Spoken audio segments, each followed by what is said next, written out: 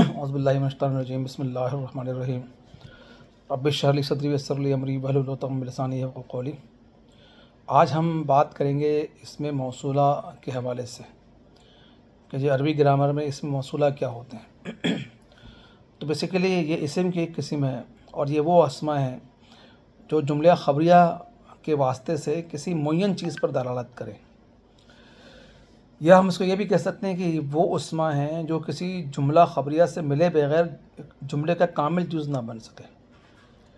یعنی کہ ایک تو اسے موصولہ میں یہ سمجھ لے کہ ایک جملہ خبریہ کے ریفرنس سے یا اس کے واسطے سے ایک تو کسی معین چیز کے پر یہ دلالت کرے گا کہ جی یہ چیز ہے، یا اس کو اس طرح سمجھ لیں کہ وہ جملہ یا وہ کسی جملہ خبریہ سے ملے بغیر جملے کا کامل جز نہ بن سکے۔ تو اس جملے کو خبر یا صلہ کہتے ہیں۔ یعنی صلہ میں ایک ایسی ضمیر کا ہونا ضروری ہے جو اسے موصول کے مطابق ہو اور اس کی طرف لوٹے، تاکہ اسے موصول اور جملے میں باہمی ربط پیدا ہو سکے۔ اس ضمیر کو آیت کہتے ہیں۔ یعنی اگر صلہ کسی ضمیر سے شروع ہو رہا ہے تو اس ضمیر کو صدر صلہ کہا جاتا ہے۔ جیسے ہم دیکھتے ہیں کہ جانی الذی ہوا ضربک، یعنی میرے پاس وہ شخص آیا جس نے تجھے مارا۔ جانی آیا وہ شخص، الذی میرے پاس، ہوا ضربک جس نے تجھے ضرب دیا، مارا۔ اب اس میں الذی جو ہے وہ اسم موصول ہے، ہوا ضربہ کا جو ہے وہ صلہ ہے، اور ہوا صدر صلہ اور ضمیر عائد ہے۔ تو اسم موصولہ بیسیکلی ہوتے کیا ہیں اور کس مقصد کے لیے کو کیا انڈیکیٹ کرتے ہیں؟ تو اس میں اسم موصولہ میں ایک چیز تو ہوتی ہے الذی، یعنی الذی جہاں بھی آتا ہے تو ہم کہیں گے یہ اسم موصولہ ہے، اور اس کو ہم ترجمہ کہتے ہیں کہ وہ جو یا وہ جس، الذی۔ اور یہ جو واحد مذکر کے لیے الذی استعمال ہوتا ہے، یعنی اگر کسی واحد کو مخاطب کرنا ہو، ایک شخص کو مخاطب کرنا ہو تو الذی کا ورڈ یوز کیا جائے گا۔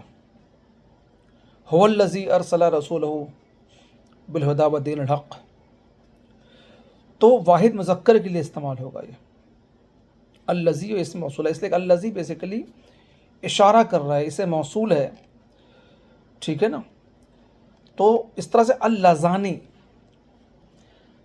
اگر کیا کہتے ہیں تثنیہ مذکر کے لیے ہو، تثنیہ عربی میں دو کو کہتے ہیں، تو اگر تثنیہ مذکر کے لیے ہو تو ہم الذی کی جگہ اللذانی یوز کریں گے، یعنی وہ جن کو یا وہ جنہوں نے۔ تو الذی وہ جو یا وہ جس، یہ واحد مذکر کے لیے ہے، الذی و رسولہ ہے نا، ٹھیک ہے نا، هو الذی ارسل رسولہ بالہدی ودین الحق۔ تو اللذانی یہ وہ جن کو یا وہ جنہوں نے، یہ تثنیہ مذکر کے لیے ہے۔ اس طرح اگر ہم اللذینی کہیں تو یہ بھی کیا کہ تثنیہ مذکر کے لیے استعمال ہوتا ہے۔ فرق یہ کہ اللذانی جو ہے وہ حالت رفع کے اندر ہے، اس لیے کہ اللذانی کے اندر جو ہے آپ دیکھ رہے ہیں کہ جی زیر آ رہا ہے، ٹھیک ہے نا، نون کے نیچے زیر ہے، ٹھیک ہے نا، تو اس لیے یہ حالت رفع کہلائے گا۔ اور اللذینہ میں نون کے اوپر زبر ہے تو یہ حالت نصبی و جری ہے، یہ تثنیہ مذکر کے لیے۔ اس طرح اگر ہم کہیں اللذینہ، تو اگر ہم اللذینہ کہیں تو یہ وہ جن کو یا وہ جنہوں نے، تو یہ جمع مذکر کے لیے ہے۔ اس طرح اگر واحد مؤنث کے لیے کیا کہتے ہیں، ہمیں کہنا ہو کہ وہ جو یا وہ جسے، جیسا کہ ہم نے واحد مذکر میں کہا تھا الذی، تو ہم واحد مؤنث میں کہیں گے اللتی۔ اور اگر ہم نے وہ جن کو یا جنہوں نے تثنیہ مؤنث کے لیے یوز کرنا تو ہم کہیں گے اللتان۔ اور اگر ہم تثنیہ مؤنث کے لیے ہم اللتین بھی کہہ سکتے ہیں، وہ جن کو یا جنہوں نے۔ اور اگر ہم جمع مؤنث کے لیے کہیں گے تو ہم کہیں گے اللاتی، وہ جن کو یا وہ جنہوں نے، جمع مؤنث کے لیے۔ یا اللواتی بھی یوز کیا جاتا ہے، وہ جن کو یا جنہوں نے، جمع مؤنث کے لیے۔ اس طرح ماں ہے وہ جو، ماں وہ غیر ذی عقل کے لیے ہے غالباً یہ، واحد و تثنیہ و جمع مذکر مؤنث سب کے لیے آتا ہے ما، یا من ہے یا وہ جو ہے جس نے وہ ذی عقل کے لیے ہے، واحد تثنیہ و جمع مذکر کے لیے. ایا وہ جو، ایا واحد تثنیہ جمع مذکر کے لیے. اس طرح ایاتو وہ جو واحد مؤنث کے لیے ہے. اس طرح سے کیا کہتے ہیں الف لام بمانے الذی، جبکہ اس میں فاعل یا مفعول پر داخل ہو. اب اس کے بارے میں ضروری باتیں کچھ سمجھ لیں کہ اس میں فاعل یا اسے مفعول پر داخل ہونے والا الف لام اسے موصول کے معنی میں اس وقت ہوگا جبکہ اس میں مصدری معنی بطور حدوث پایا جائے، یعنی وہ معنی تینوں زمانوں میں سے کسی ایک سے تعلق رکھتا ہو. یعنی اس میں فاعل یا اسے مفعول پر داخل ہونے والا الف لام اسے موصول کے معنی میں اس وقت ہوگا جبکہ ان کے مصدری معنی بطور حدوث پایا جائے، یعنی وہ معنی تینوں زمانوں میں سے کسی ایک سے تعلق رکھتا ہو. جیسے الضارب، گویا کہ الذی ضربا، یعنی الضارب گویا کہ بیسیکلی یہ ہے نا کہ الذی ضربا وہ جس نے مارا، یا الذی یضرب وہ جو مارتا ہے یا مارے گا کے معنی میں ہے. ایسے اس میں فاعل و مفعول کو حدوثی کہتے ہیں. اور اگر اس میں معنی مصدری بطور ثبوت پایا جائے، یعنی کسی ایک زمانے کے ساتھ خاص نہ ہو بلکہ اس میں دوام پایا جائے، تو اب یہ اسے موصول کے معنی میں نہ ہوگا بلکہ تعریف کا ہوگا. ٹھیک ہے نا. ہم یہاں بات کر رہے ہیں کہ جی الف لام کے بارے میں کہ اگر وہ کسی زمانے سے تعلق رکھتا ہے، اس میں کوئی زمانہ پایا جائے یعنی ماضی ہو یا مستقبل ہو، تو کیا کہتے ہیں وہ جو ہے کہا جائے گا کہ ٹھیک ہے جناب علی، یہ جو ہے چونکہ اس میں مصدری معنی بطور حدوث پایا جا رہا ہے اور تینوں زمانے میں سے کسی ایک سے تعلق ہے، تو اس ایسے فاعل و مفعول کا حدوثی، جیسے ہم نے ابھی جگہ سے کہتے الذی ضربا وہ جس نے مارا، یا الذی یضرب یا وہ جو مارتا ہے یا مارے گا کے معنی ہیں.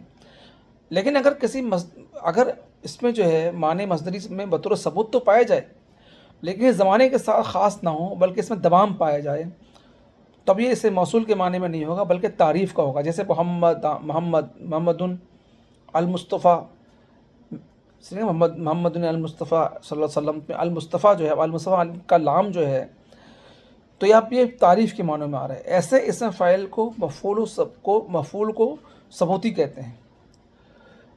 اب اس کی وضاحت کرتا ہوں. مصطفیٰ کا معنی ہے چنا ہوا.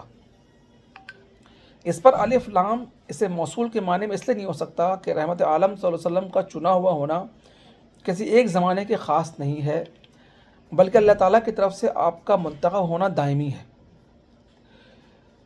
اس طرح سے ایو اور ایاتن بعض صورتوں میں مورب میں بھی استعمال ہوتے ہیں، جس کی تفصیل یہ ہے کہ یہ دونوں مضاف ہوں گے یا نہیں. دونوں صورتوں میں ان کا صدر صلہ مذکور ہوگا یا نہیں. اس کی 4 صورتیں کیا کہتے بنیں گی. نمبر 1 کی کہ مضاف ہوں اور صدر صلہ مذکور ہو، جیسے اضرب ایہم ہوا قائم. دوسرا یہ کہ مضاف ہوں اور صدر صلہ مذکور نہ ہو، جیسے اضرب ایہم قائم. یا مضاف نہ ہو اور صدر صلہ مذکور ہو، جیسے اضرب ایہ ہوا قائم. یا مضاف نہ ہو اور صدر صلہ مذکور نہ ہو، جیسے اضرب ایہ قائم. یہ دوسری صورت میں مبنی اور بقیہ 3 صورتوں میں معرب ہیں. تیسری بات ہے کہ اسے موصول اپنے صلے کے ساتھ مل کر کبھی فاعل، کبھی مفعول اور کبھی مبتدا واقع ہوتا ہے.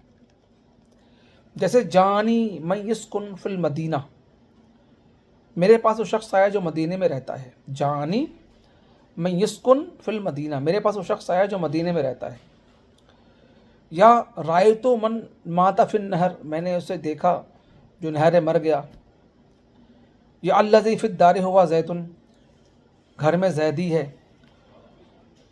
چوتھی بات یہ کہ من، ما اور ایہ بعض اوقات شرط و کبھی استفہام کے لیے بھی استعمال ہوتے ہیں. اس صورت میں ان کا صلہ تلاش کرنے کی ضرورت نہیں ہوتی. جیسے من یشفع شفاعت حسنہ، یا کن لہو نصیب منہا، یا من ابو کا، یا ما تافل افل، ما اسمو کا ایو شعین تاخذ خزا، یا ایو رجل منکم تذهب الی کراتشی. تو ہم لیکچر لیندی ہو رہا ہے اس کو ہم یہیں تک رکھتے ہیں.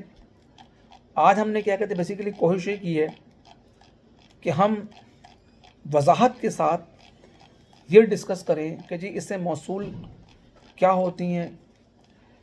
اور تو ہم نے بیسک بات پڑھی کہ اس میں وہ ایسے اسما ہیں جو جملہ خبریہ کے واسطے میں کسی معین چیز پر دلالت کرتی ہیں، یا وہ اسما ہیں جو کسی جملہ خبریہ سے ملے بغیر جملے کا جز نہ بن سکیں، اور اس کی ڈیٹیل بھی ہم نے دیکھا ہے. تو آج اس لیکچر کو ہم یہیں تک رکھتے ہیں. تو آگے کوشش کریں گے کہ ہم اس کی ایکسرسائز کے ساتھ حاضر ہوں. Thank you very much. جزاک اللہ خیر.